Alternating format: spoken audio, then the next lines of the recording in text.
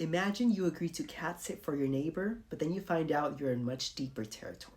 I just watched Caught Stealing featuring Austin Butler, so it's time to find out if it's worth a trip to the multiplex. Now, before my review, please make sure to like and follow so you never miss what's out in theaters. So the film centers around Hank Thompson, played by Austin Butler, who is basically forced by his friend to babysit his cat. But then he realizes that there's a mysterious key hidden within the cat's belongings, and everyone is after this key.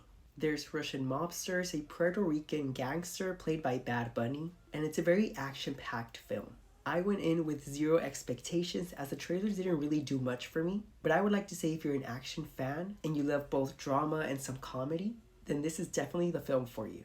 I saw the film in Dolby and the film looked beautifully cinematic, and the film is set in New York City 1998, and the film definitely takes advantage of that setting. It felt like you went through a time machine and went to New York City during 1998. And I love that the film delves into different genres. Like I said, we have drama, comedy, and also romance. I really loved the chemistry between Zoe Kravitz's character and Austin Butler's. They were amazing on screen together, and they're such good actors which added to the realism. Speaking of acting-wise, everyone was phenomenal. And like I said, Bad Bunny is in this film as a Puerto Rican gangster.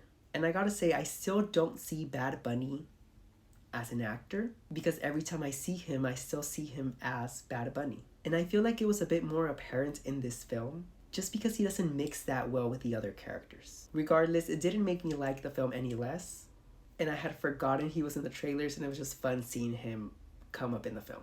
I'd say my favorite character in the film had to be Austin Butler's Hank Thompson, who in his early years wanted to be a pro baseball player, but due to an accident, he wasn't able to play anymore.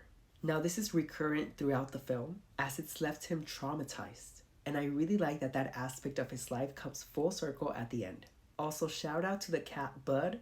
Like Hank in the film, I'm more of a dog person, but this cat definitely won me over. I felt so many emotions throughout the film for it, and don't worry, the cat gets his happily ever after.